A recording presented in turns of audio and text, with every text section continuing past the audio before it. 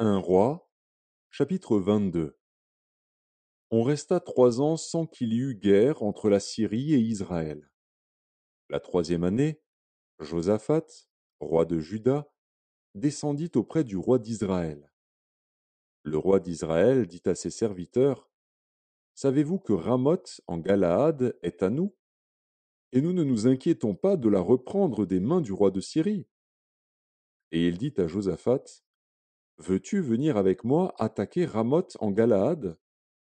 Josaphat répondit au roi d'Israël, nous irons, moi comme toi, mon peuple comme ton peuple, mes chevaux comme tes chevaux. Puis Josaphat dit au roi d'Israël, consulte maintenant, je te prie, la parole de l'Éternel. Le roi d'Israël assembla les prophètes, au nombre d'environ 400, et leur dit, irai-je attaquer Ramoth en Galaad, ou dois-je y renoncer? Et ils répondirent, monte, et le Seigneur la livrera entre les mains du roi.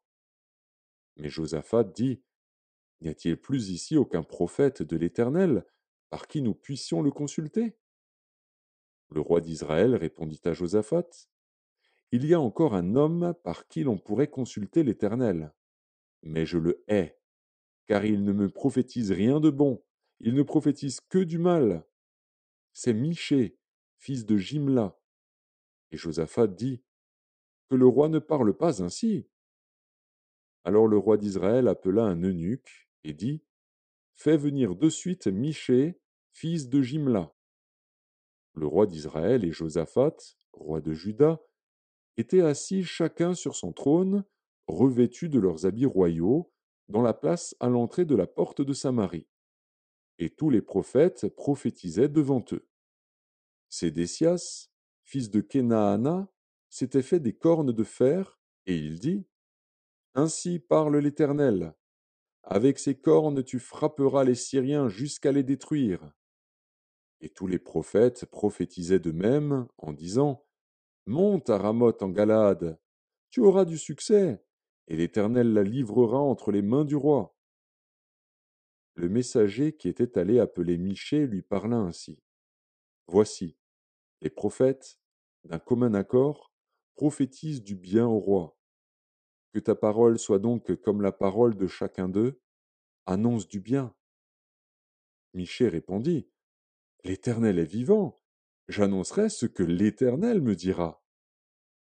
Lorsqu'il fut arrivé auprès du roi, le roi lui dit, Michée, irons-nous attaquer Ramoth en Galaad, ou devons-nous y renoncer? Il lui répondit, monte, tu auras du succès, et l'Éternel la livrera entre les mains du roi. Et le roi lui dit, combien de fois me faudra-t-il te faire jurer de ne me dire que la vérité au nom de l'Éternel? Michée répondit, je vois tout Israël dispersé sur les montagnes, comme des brebis qui n'ont point de berger.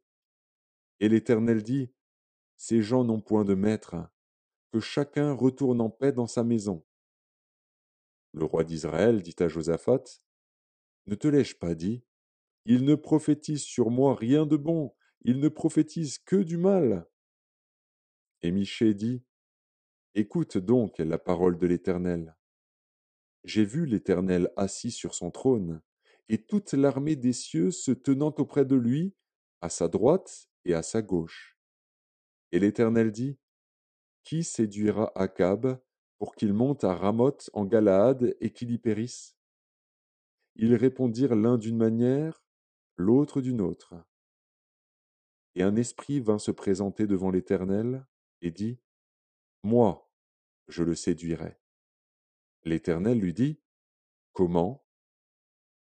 Je sortirai, répondit-il, et je serai un esprit de mensonge dans la bouche de tous ses prophètes. L'Éternel dit, tu le séduiras, et tu en viendras à bout. Sors, et fais ainsi.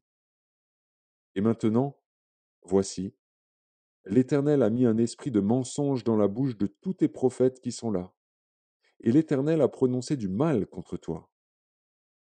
Alors Sédécias, fils de Kenaana, s'étant approché, frappa Michée sur la joue et dit, par où l'Esprit de l'Éternel est-il sorti de moi pour te parler? Michée répondit, tu le verras au jour où tu iras de chambre en chambre pour te cacher. Le roi d'Israël dit, prends Michée et emmène-le vers Amon, chef de la ville, et vers Joas, fils du roi. Tu diras, ainsi parle le roi, mettez cet homme en prison et nourrissez-le du pain et de l'eau d'affliction jusqu'à ce que je revienne en paix. Et Michée dit, si tu reviens en paix, l'Éternel n'a point parlé par moi. Il dit encore, vous tous, peuple, entendez. Le roi d'Israël et Josaphat, roi de Juda, montèrent à Ramoth en Galaad. Le roi d'Israël dit à Josaphat, je veux me déguiser pour aller au combat, mais toi, revêt-toi de tes habits. Et le roi d'Israël se déguisa et alla au combat. Le roi de Syrie avait donné cet ordre aux 32 chefs de ses chars, vous n'attaquerez ni petit ni grand, mais vous attaquerez seulement le roi d'Israël. Quand les chefs des chars aperçurent Josaphat, ils dirent, certainement, c'est le roi d'Israël. Et ils s'approchèrent de lui pour l'attaquer. Josaphat poussa un cri. Les chefs des chars, voyant que ce n'était pas le roi d'Israël, s'éloignèrent de lui. Alors un homme tira de son arc au hasard et frappa le roi d'Israël au défaut de la cuirasse. Le roi dit à celui qui dirigeait son char, tourne et fais-moi sortir du champ de bataille, car je suis blessé. Le combat devint acharné ce jour-là.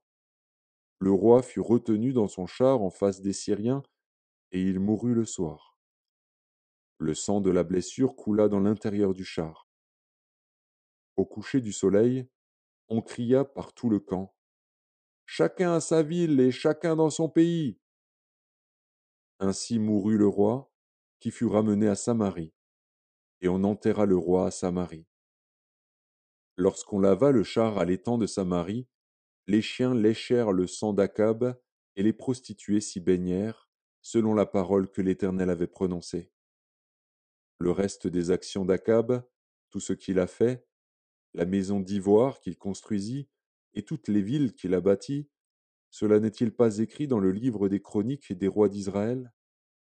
Akab se coucha avec ses pères, et Akazia, son fils, régna à sa place.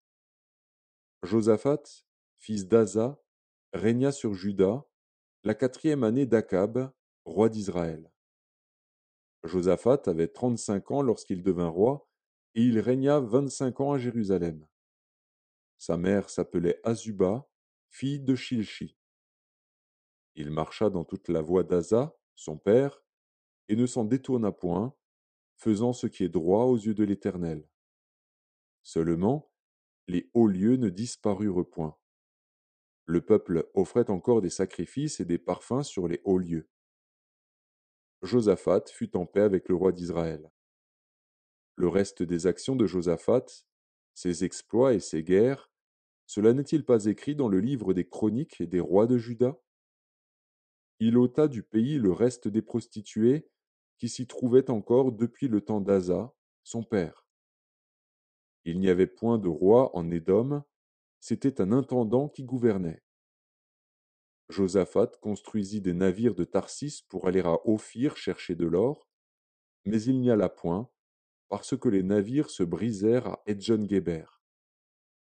Alors Akazia, fils d'Akab, dit à Josaphat, veux-tu que mes serviteurs aillent avec les tiens sur des navires? Et Josaphat ne voulut pas. Josaphat se coucha avec ses pères, et il fut enterré avec ses pères dans la ville de David, son père. Et Joram, son fils, régna à sa place. Akazia, fils d'Akab, régna sur Israël à Samarie, la 17e année de Josaphat, roi de Juda. Il régna 2 ans sur Israël. Il fit ce qui est mal aux yeux de l'Éternel, et il marcha dans la voie de son père et dans la voie de sa mère, et dans la voie de Jéroboam, fils de Nebat, qui avait fait pécher Israël.